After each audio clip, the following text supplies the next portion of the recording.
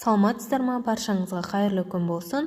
Бүгін сіздерге Каспий приложениесі арқылы ИП-ларға салық төлемдерін қалай төлейміз, соны үйрететін боламын. 2023 жылы минимальды зарплата бізде ең төменгі жалақымыз 70 000 теңге. Сол 70 000 теңгенің салық төлемдерін есептеп төлеуді үйретемін. Бірінші платежи дегенге басамыз Каспий приложениесі ішіндегі. Одан соң «Се» деген бөлікке өтеміз. Штрафы, налоги дегенді таңдаймыз. Платежи для ИП. Бірінші міндетті зейнетақы жарнасы аударымын төлейік. Обязательные пенсионные взносы. КНП 0,10 деп тұрады. Период оплаты. Біз февраль айы үшін төлейміз.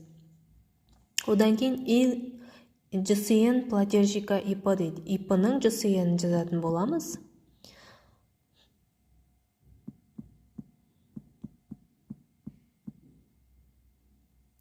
Келесі ин работника дейді. Бұл жерге сіз жұмысшыңыздың инін жазсаңыз болады, жұмысшыңыз үшін төлейтін болсаңыз. Егер де өзіңіз үшін төлейтін болсаңыз, өзіңіздің иніңізді жазатын боласыз.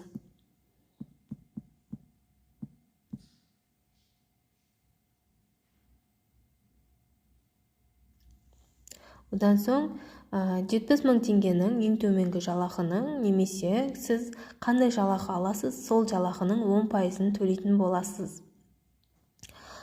Мен ең төменгі жалақы бойынша төлесем 7 000 теңге төлеймін, к оплате деп төлейтін боламын.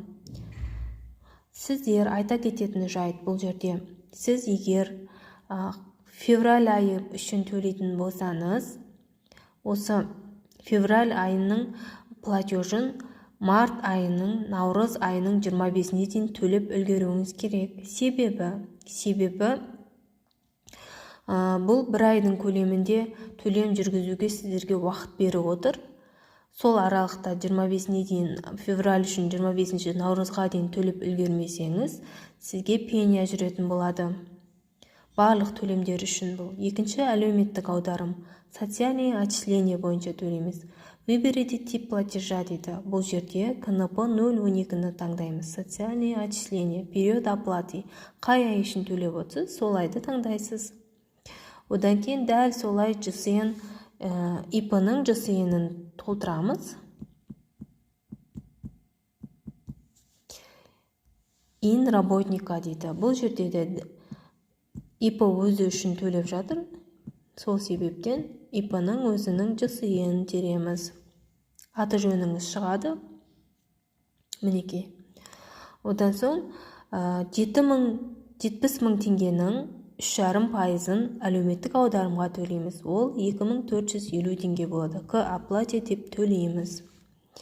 Келесі ИП-лар өзі үшін взносы деп төлейді. Для ИП деп тұр. Взносы на обязательные социальные медстраховка дейді. Выберите тип КМП 122 деген таңдаймыз. Бұл кезде де дәл солай период таңдаймыз. Сосын ин плательщика инін жазамыз. ИП-ның.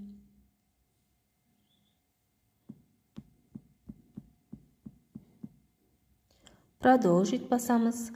К оплате уже автоматты түрде медстраховканың суммасы шығып тұрады. Міне, 2023 жылы 4900 теңге төлейді екенбіз.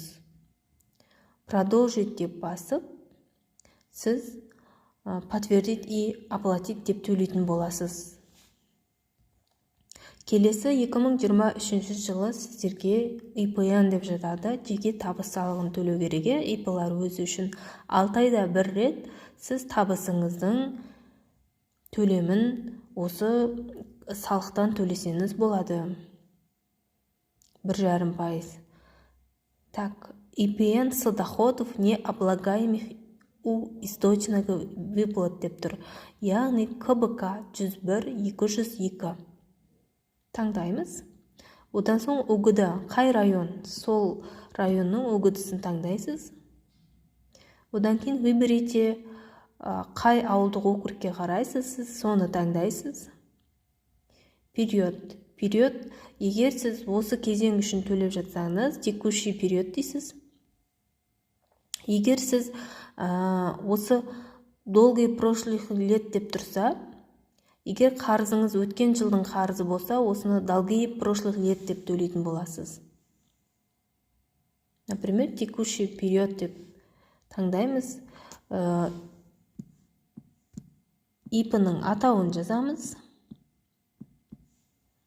Және бейінін жазамыз, организацияның ИП-ның. Және суммасын жазамыз. Мысалы, 500 мың болса, сіз 7500 теңге төлейтін боласыз. Осылай төлейтін боласыздар. Тыңдағандарыңызға рахмет. Ақпаратым пайдалы болды деген ойдамын. Менің каналыма тіркеліп өтсеңіздер, өте пайдалы ақпараттармен жиі бөлісіп отырамын. Сау болыңыздар.